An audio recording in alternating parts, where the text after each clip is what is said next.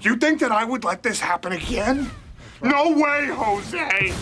Hi everyone and welcome to Priority Holder, and today we'll be playing Naya Beans in the Timeless format. Now we're built around Up the Beanstalk, 2-mana enchantment that when it enters and whenever you cast a spell with mana value 5 or greater, draw a card. So this plays really well with cards that have a high mana value but you can actually cast for a big discount. So the biggest ones are Fury and Solitude. Known powerhouses that you can pitch cast, and so this allows you to like recoup the card advantage. Another one that plays really well into that strategy is Leyline Binding. So if you play enough domain enablers, this can go all the way down to 1 mana, and it's just extremely strong, versatile removal. So these cards are already like known powerhouses in Timeless, and if you add the text draw a card onto them, they just get even better. And so that's what this deck's trying to do. Now we naturally skew very high on our mana value curve to try and enable Up the Beanstalk, and that allows us the opportunity to play Chalice of the Void. This allows us to counter spells depending on how many counters we put on it, and so we could punish the sort of low to the ground decks by chalicing for 1 or maybe even 2 sometimes, and it gives us something productive to do that's like works together with the rest of our plan. We're running Powerhouse Phlage that just does it all and also pitches to both of our elementals. 1 ring because extra card advantage doesn't hurt, and also running Touch the Spirit Realm. And what it does is it basically lets us sometimes scam the opponents with the elementals by channeling it, and is a valid cascade target for Trumpeting Carnosaur, which is another sort of high mana value thing that you can get value out of. It has like its own channel ability at 3 mana to give us something to do at lower end of the curve. Lastly, Oliphaunt can help us set up domain and also be cast and trigger beans as a win condition. And let's jump into some games. This hand is, I mean, you sort of got to keep these hands. This is the way the deck is built. It does not have a low curve, and you will get awkward hands if you don't have beans or chalice. So that's what we signed up for. Going to shock that in just so we can cycle Oliphaunt. Alright, blue-white Surveil land. Presumably control, but could be some sort of domain strategy. Gonna go ahead and just grab a Surveil land. Like, well, actually I was thinking of that, but then if we grab Xander's Lounge, then we have domain locked up, so there is an argument for that, but we have nothing going on right now for like turn 2, so. And there's an Up the Beanstalk, so it seems like a Surveil land when we have nothing going on is like a good grab right there, so. Alright, opponent also has a slow start. I mean, we can't play around the Spell Pierce unless we wait a long time, so we're just going to play Beans, and it does resolve. Now the question is, do we play like a Witch Enchanter land, or we play a fetch land? Opt for the fetch land here. Alright, Teferi Time Raveler. Okay, so yeah, unsurprisingly they're not going to bounce our Up the Beanstalk. They could have still activated its minus ability to draw, but they don't really know what we're doing yet, so. Alright, we do draw a land. So it seems like a really opportune time to slam a 1 ring right here. So I'm going to go ahead and grab a basic plains. We're going to slam 1 ring just because we can sneak it past whatever potential counter spells they have. And like, this is going to be a card advantage engine that's going to be hard for a control deck to beat. Not to mention we got beans online. Alright, this opponent plays a Surveil land, upticks Teferi. I have a plan. So they potentially have a lot of like minus equity built up with like a high loyalty to Teferi. So there is a Chalice. Could be very good against them. We've only seen 1 spell from them, so it's like we can sort of presume some of what they have. Decide to lead with Phlage because that's like pretty safe against like any counter spells. Alright, so the opponent is tapped out of blue mana right here.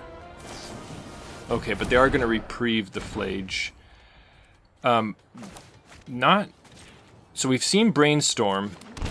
So we're going to bolt in that land and just Chalice them for 1. Like, we know that's at least locking out Brainstorms and maybe even like Swords to Plowshares. So hopefully it should just like make their life a little bit difficult. Alright, so the opponent. Alright, and that's one thing they can do. So they use Teferi to bounce the Chalice, which unlock the brainstorm. Alright, so they brainstorm again and pass. So the opponent's probably on like high alert now that we've shown that we have potential to try and chalice them. So activating ring here, just desperately trying to find a land. Like we need to keep making land drops. So the opponent knows about Phlage. So we're going to attempt to just take down Teferi. Alright, so they let that resolve. Now the question is, what do we do next? Like, which land do we play? Which spell do we play?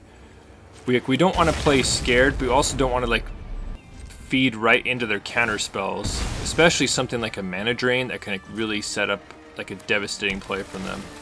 But the opponent's going to go with their Surveil land. Decide just to play it patient here. Going to discard Oliphaunt, an extra ring, and what else? We want everything. I decided to pitch a Solitude also. Like, they haven't presented a lot of creatures. Now, we aren't like really effectively using our mana, but we are juicing up our graveyard for Phlage escapes, which should help overtax their resources. Now note that they did play an Arena of Glory, which is something to pay attention to. So here comes Big Teferi. We're going to Leyline Binding in response just before they get any counterspell mana opened up. Just to shut down their card advantage engine, but they will still get the double untap. Now we are like rapidly losing life to our One Ring. Decide just to lead with the Trumpeting Carnosaur. Has a huge upside if it resolves.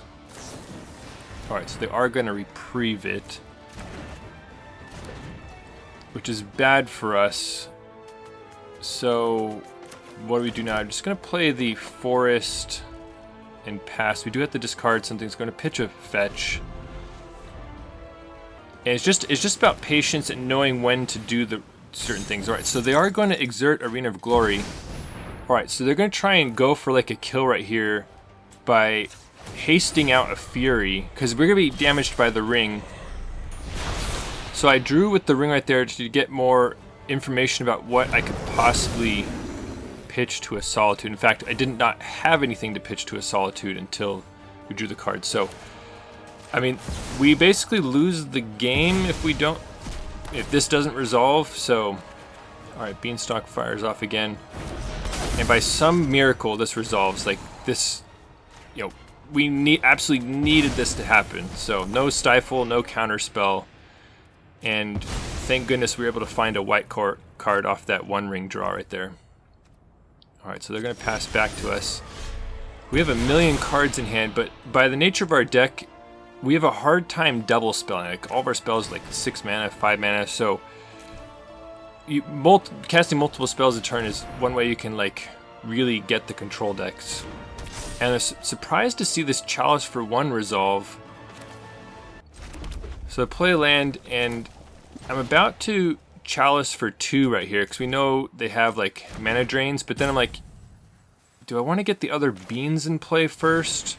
And decide it's worth it, because this really, against control, is a battle of cards. So we want to make sure we have like so many threats that they can't deal with them all. So double beans seems like it'll just keep the cards flowing. So we're going to attempt to Chalice for 2 right here, and it resolves. So I'm honestly like shocked, but we are playing somewhat. We're flying a little close to the sun right here with the ring on 4 counters and only 6 life. So the opponent may be strategically holding back counters and stuff to get flayed, but now it makes sense. They have Wrath of the Skies to clean up not only the Chalices, but the beans as well. So this is an absolutely devastating blow to us right here. And that unlocks all their...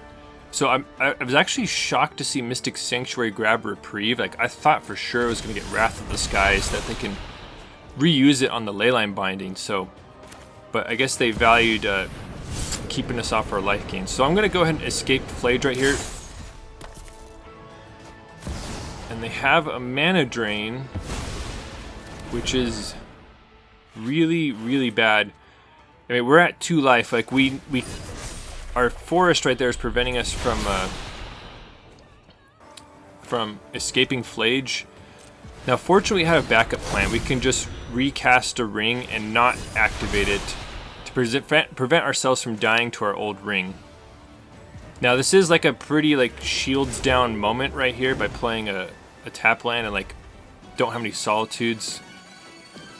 But we just don't have enough life to really like, you know, fetch anything into play to have a Leyline Binding up. So that's why I went for the Triome right there. So the opponent is going to have some extra mana to play with because of the mana drain.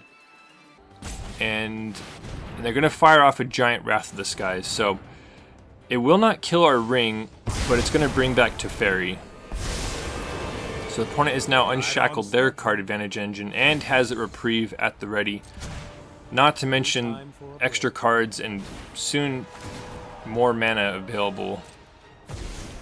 And I feel like the life total's too low. Like we still might need to crack a fetch or something. So not activating the ring on their end step. We just desperately need to gain some life though. So I'm attempting to Leyline Binding the Teferi right now and surprised to see it resolve. I guess it's strong against reprieve when we have full domain because it's like we'll just cast again for 1 mana. So decide to escape Phlage again. And this is the advantage of all the discarding we did earlier. So they're going to reprieve Phlage, but that's honestly not the worst because we can just recast it from our hand.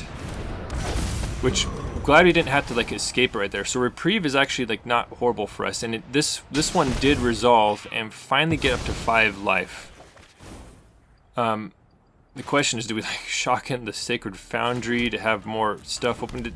It felt like we need to bolster our life total a little bit against what they might have. Alright, so the opponent ends up passing to us. That might have been a little too cautious, not activating the 1 ring right there. Like we might have been able to start going again on the cards. So I'm going to attempt to escape Phlage again, and we don't have any recursion in this deck beside Phlage, so we're just nuking whatever we see in the graveyard. This feels like an absolute miracle. So Phlage resolves, and now we're up to 8 life. And seems like a good time to play a Carnosaur. That also resolves, so I'm like so curious about what the opponent has. Man, they're just going to fire off another Wrath of the Skies, but Carnosaur spins into a Fury, which is an amazing hit, basically the best possible one. So we have like a ton of threats right here. Alright, so the opponent is going to discharge the Fury. So the opponent was just sort of waiting to see what we did. I guess they had some single target removal. Alright, there's swords on Phlage. That's tough because that was like our best source of battling them by just recurring Phlage over and over. Alright, so opponent has their own Phlage. Thank goodness we're at higher than 2 life at this point. Would have been game over. Alright, so now it seems like we can definitely... So I cracked the fetch here and we are out of fetchable targets and still have 4 fetch lands left. So there was actually a couple turns earlier where I was discarding non-fetches, and that in a matchup like this that's obviously going to last long, like that's a huge no-no. Like just discard your fetches and keep the actual real lands, because we're locked in at 10 mana now. We can't generate any more than that the rest of the game. So now it's obviously what the opponent's trying to do here. They're Phlaging Carnosaur on the way down, and we're going to escape it to bring it back, but fortunately we had the Solitude in response, so they have no opportunity to escape it. Plus Phlage would have been as good for them as it was for us, so that was real clutch that they did not have a counter spell for it. And we drew a new copy of Phlage, so that's going to be real nice. So we're going to crash them with Carnosaur. And they have the swords, which we're okay with because that means presumably our Phlage will be safe. We're going to play another Carnosaur and see if it spins into like another threat. Now, I clicked too quickly. Like I clicked and just put it into play, but honestly putting it into hand would have been much better because then we could have cast it for a useful amount. So they're not playing like Mishra's Bauble or anything, so that was a mistake on my part. Should have put the Chalice into hand.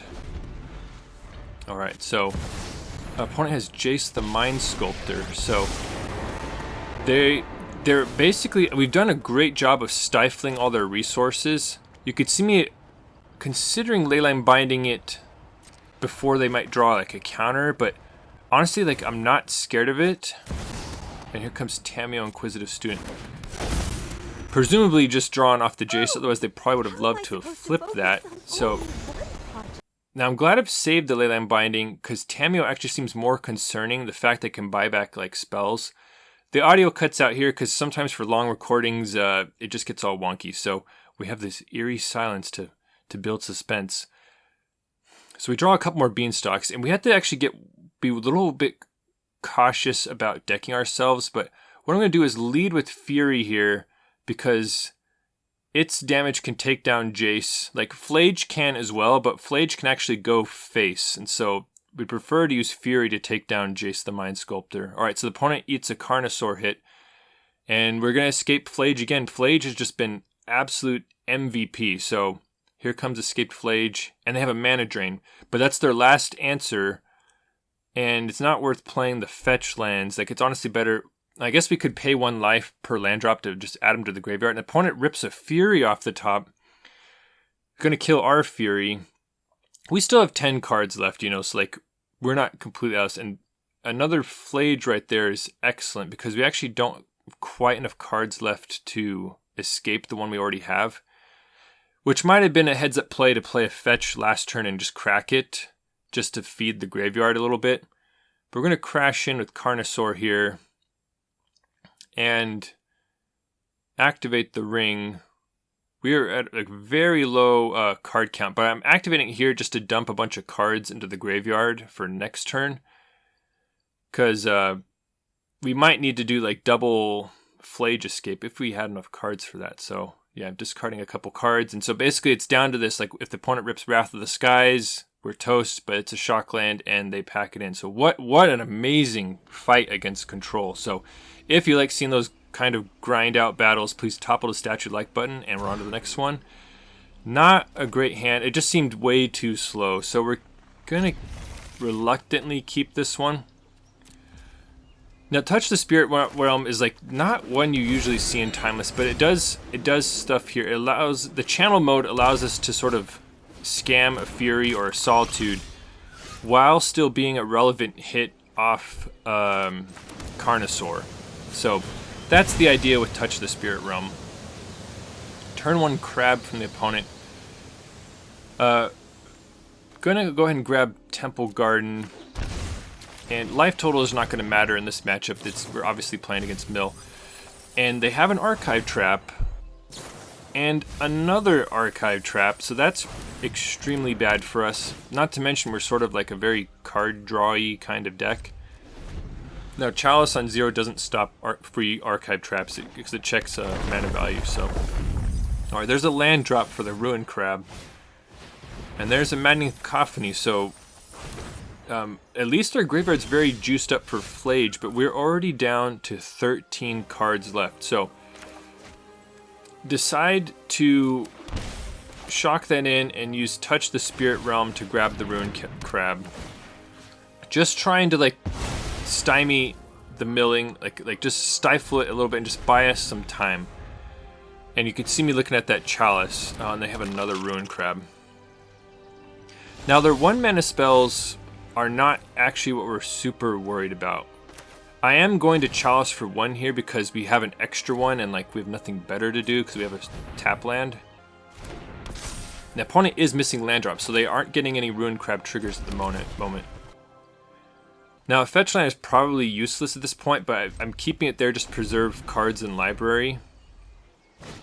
Alright, so opponent is Founding the Third Path, which spells doom for us if they can get it to go off. So they're going to mill us for 4. We're down to 8 cards left.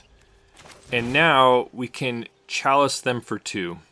So most of their whammy spells, like Maddening Cacophony and Glimpse the Unthinkable and Founding the Third Path, are all 2 mana value. So Chalice for 2 is incredible here. So the opponent doesn't seem to realize it here because they have to pay the mana for this, and they pay right into Chalice. They must not be familiar with it, but we counter that, and the opponent is in regret and still missing land drops, so we have a chance. So now this is the beautiful thing about Phlage. Phlage is an absolute powerhouse. I mean, you saw like the other game. So Phlage is going to nuke the crab, and I opted for Phlage here over Fury because it's actually a faster clock, because if unchecked, it's going to deal 9 to them a turn. And so Phlage is actually a 2-turn clock by itself here, which is absolutely incredible because it's going to allow us to just slam the door shut. Now, the thing is, we can still lose to Atasha's Hideous Laughter. But the opponent is just going to glimpse. I wonder if they have one in hand, but they could not find the mana. And so we lock up that win against Mill. So felt pretty good chalicing them that game. I'm starting to really love that card. And we move on to the next one. MBFC from the opponent. Kept a pretty slow hand. Like, I mean, it's powerful depending on what matchup is happening.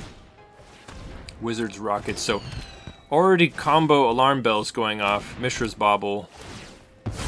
And they're going to take a peek at what we have. And the opponent actually spent a long time thinking about what we had on top. And we'll see why in a second, because we actually have Chalice of the Void on top, which is like a super clutch draw. Like, this alone can allow us like win the game when it was going sort of poorly at this point. So we can Chalice for one, and that's going to lock out any dark rituals and obviously like Wizards Rockets and stuff that they have, and buy us like an incredible amount of time. Alright, so they're going to crack the Rockets just for a card draw. Let's see what the opponent does. So they find another land finally, and they have Demonic Tutor. So very unhappy about that. I'm not sure if they run like main deck answers to stuff like Chalice. So they honestly might, but we got to see what happens. So we're gonna definitely crack the fetch and Phlage them. Nowhere close to escaping it. So you can see like our deck is incredibly slow. Like we are not going to really present a threat to them for another couple of turns now. Like, we need at least one more land drawn. Like, but the opponent must have Demonic Tutored up an Assassin's Trophy. So, I mean, it is going to accelerate our mana, but it completely unshackles the sort of stranglehold we had on them. So they miss a land at least. So like their mana situation is not incredible. Another Phlage right here is at least like a proactive play. So like, we're chiseling that life total down, but we still need more time. So we're gonna have to see what happens. Like, did that Chalice buy us enough time, like force him to like waste the Demonic Tutor? The opponent's gonna bolt that land in. All right, fire off Chromatic Sphere. Holding my breath here. Dark Ritual, bad sign. Dark Ritual. Oh man. And another Dark Ritual. I'm just like, oh my goodness. Like, Chalice is holding all that at bay. And so Beseech the Mirror is going to grab Goblin Charbelcher, and they have enough mana to activate it. So that's it. So that was a tough one. But we move on to the next one. We were close. Like, almost Chalice locked a combo opponent into a victory. But let's see what happens here. Green-black land from the opponent into the red-black. Scavenging Ooze. All right. So, obviously playing against Jund right here. Scavenging Ooze is actually good against us because we're running Phlages. We'll put the Surveil land in. I mean, there's sort of an argument to keeping Phlage on top. We already have one, and like, I was wanting more lands. Maybe I should have kept it on top to hide the fact that we had it, and it gives them something to eat with Scavenging Ooze, so. Alright, Tarmogoyf from the opponent. And yeah, they're going to activate Scavenging Ooze and eat up that Phlage. So, that is one argument for keeping on top, is to deny the Scavenging Ooze value, but Jund seems like a horrific matchup against us. Like, they can't really like out-card us because we have One Ring and Beanstalk and Phlage, and so like, not to mention we have a million ways to deal with their creatures between Solitudes and Furies. So gonna Oliphaunt right here. Like, it is sort of rough because it boosts the Tarmogoyf and gives more food to the Ooze potentially, but we just want to hit our land drops and fill up the graveyard. So it seems like the most pressing thing to do right here. We are going to be able to either Carnosaur cycle or like sort of like a channel ability on Carnosaur, or Phlage something. It seems like Ooze is going to be the most problematic, so we're just going to Phlage the Ooze, and that'll allow this new Phlage to be safe in the graveyard. So we just have a Tarmogoyf, which we already have like a Solitude and multiple Carnosaurs to possibly deal with. Minskamboo, that could be problematic though. That is a real heavy hitter. So they're going to make the hamster and presumably put some counters on it. Now Minskamboo is like an incredible closer because there's like that fling mode on it. So we have to deal with some of their stuff right now. A Fury would be really nice, but we've got to figure out what to do. Checking the graveyard right here because fortunately we were just one card away from escaping Phlage. Now, are going to have to shock a land in to do that. So we're getting sort of dangerously low, especially against a Minskamboo, but we needed that 5th card in the graveyard to escape Phlage. And so that's going to allow us to... I was considering hitting Minskamboo just to turn off the fling ability, but decided like they didn't have enough to really kill us. So Phlage is like a huge stabilizing force right here. Now they will be able to grow the hamster to be larger than Phlage, so like that is pretty tough. Like we can't profitably block the hamster right here, so they're gonna send in, and we need to kill either Minskamboo or the hamster, preferably both, because they can just toss the hamster at us and kill us. But yeah, I'm just gonna see what a Phlage attack does right here. Gonna send the damage upstairs, and I'm just brace myself for like a Abrupt Decay or Assassin Trophy, but it actually works when we kill the Minskamboo. Yeah, don't know it's in the opponent's hand, but we still have the 7/7 hamster to deal with, and fortunately we can now finally hardcast Solitude. So this priority pass right here by me was the mistake. Knew I was going to Solitude it, should have just done it on my turn, because let's just say they slam another Minskamboo, we would have been in big trouble. Except for like the ETB ability of Minskamboo, that's like unique among Planeswalkers, but it's just not worth putting myself in a position to just lose like that. So right now we're in great shape. We're going to nuke their alchemy creature, and the opponent just must have like some extra creatures in here, or I don't know what's going on, but they're in bad shape right now because they're getting torn apart by Phlage, and we're about to slam a Carnosaur right here. So see if we spin into anything nice. Carnosaur discovers into Fury, and yeah, the opponent packs in. We had like 1,000,000 power on board, so that is an extremely favorable matchup for us. Jund, I don't think he can really deal with our kind of deck. Alright. Ornithopter, Dark Ritual, and let's turn 1 Necropotence from the opponent. Okay, so definitely going to accelerate through all their actions because it just takes forever to do Necropotence. Like every single activation takes time, and then there's the delayed triggers you have to do, and then if you overstuff your hand, then you have to discard it anyway. And then there's the discard triggers. So it's just a very clock-intensive card. So we don't have much to do, but we can just play Up the Beanstalk and see what we can find and hope they don't just turn to us right here. Now, they did have to only keep 7 cards, so... Alright, Shambling Ghast is really rough, especially with Phyrexian Tower. That's going to generate a lot of mana right there. So let's see what the opponent does. Dark Ritual, okay. Another Dark Ritual, alright. And another Beseech the Mirror, so...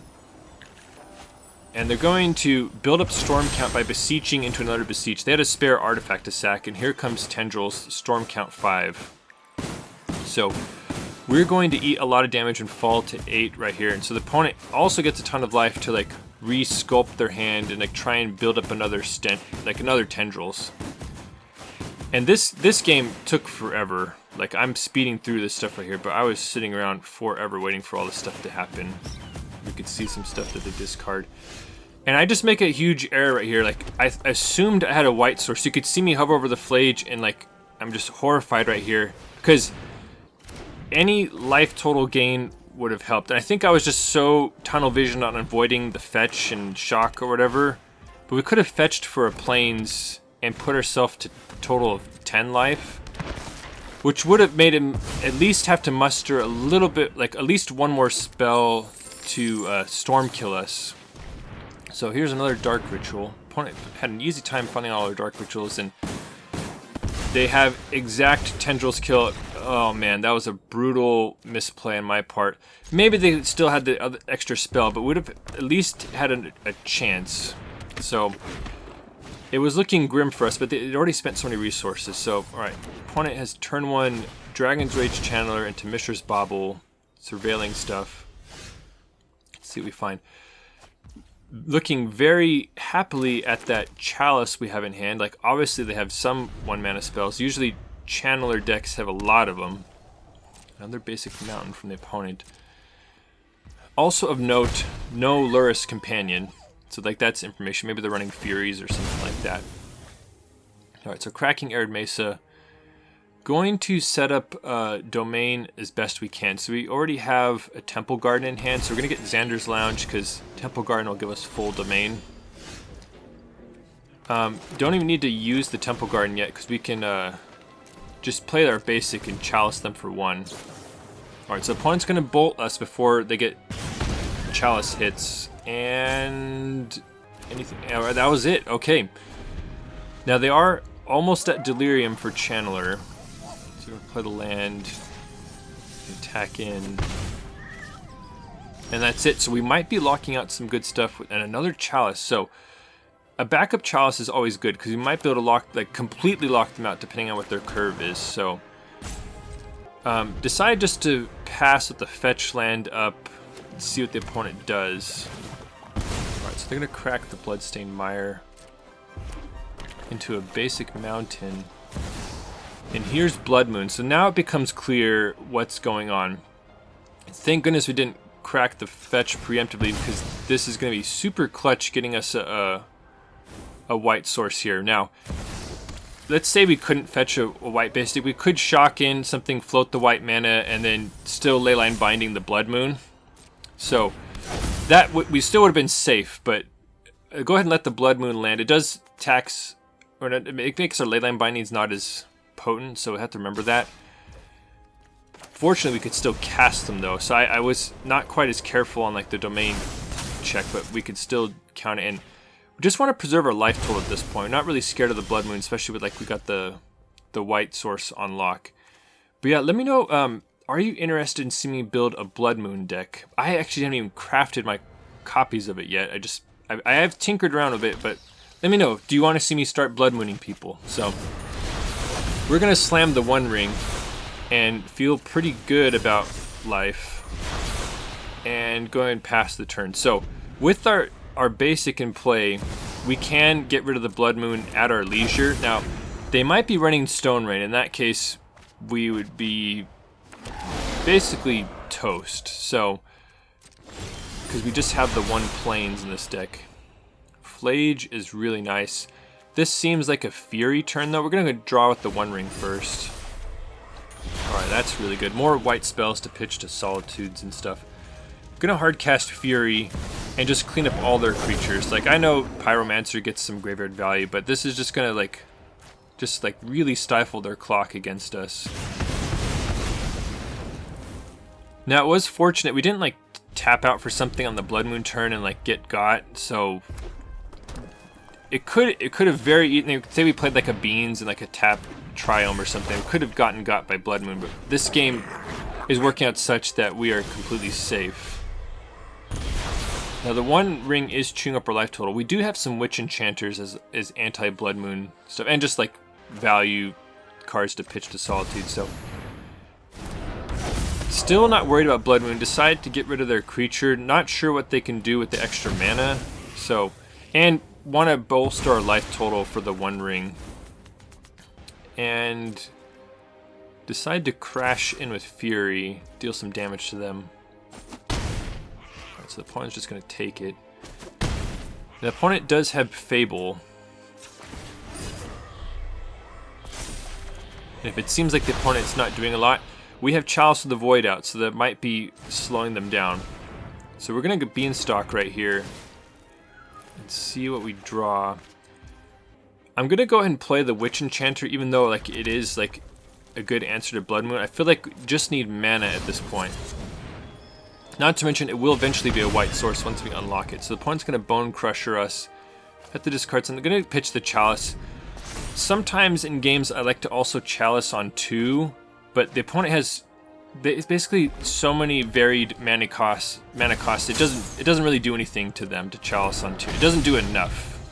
So Ox of Agonis is really clutch because it allows them to get rid of like dead Blood Moons and dead 1 mana spells. So opponent plays Ox of Agonis and Bone Crusher Giant, and decide to just end step Solitude right here. We will get some Beanstalk value right here. And going to Solitude the Ox, just so they can't escape it again later on, we will have to sacrifice Solitude, but we're okay. We have like so many cards, we can sort of spew things off by pitch casting them, and we'll make up the card advantage later on.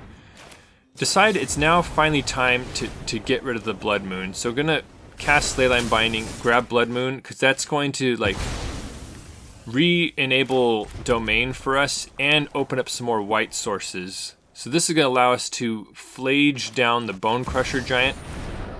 And we won't be dinged by Bone Crusher because this is an ability. Now we still have 1 mana open for Leyline Binding. And yeah, so we're obviously going to attack. They did gain some life from like the Solituding we've done to them. And yeah, going to go ahead and activate 1 ring. Draw some nice stuff. Already played a land this turn. And have to end the turn and discard something. Gonna discard Chalice. Once again, they have too much variety in their mana costs. And gonna go ahead and stitch the beans. Like, we have enough cards. So we gotta see if we can close things out. So Fable is gonna flip. And the opponent's not out of it yet. They have a lot of spells that can like help them dig through stuff. Alright, so this is just a Seasoned Pyromancer activation from the graveyard. That's honestly not a very powerful play. Alright, so they're just packing it in. This deck was just incredible. Super fun to build and also to play, and you got to see powerhouses like Phlage put in a ton of work, and I love Chalice of the Void, and like I really do think this deck has a home in the Timeless metagame. Like, it does powerful enough things and can compete with the strategies that are popular.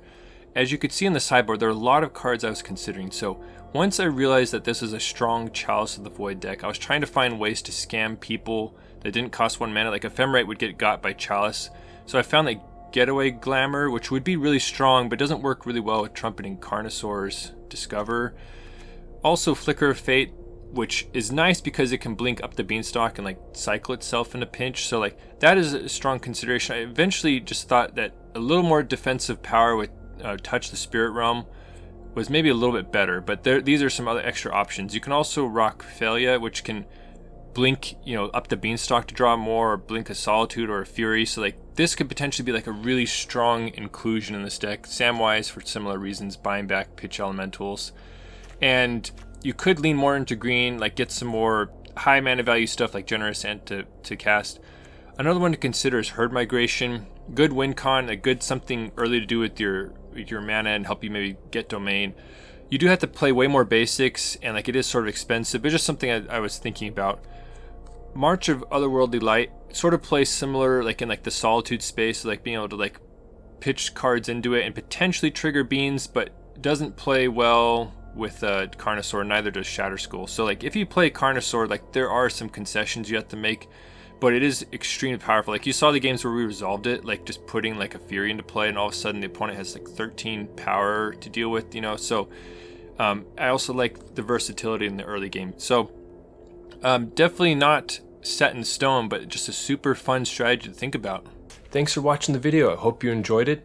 And if you want to see even more nonsense, please consider subscribing. And if you're already subscribed, thank you for your support. Your engagement with the channel helps me know what the people want. Thank you.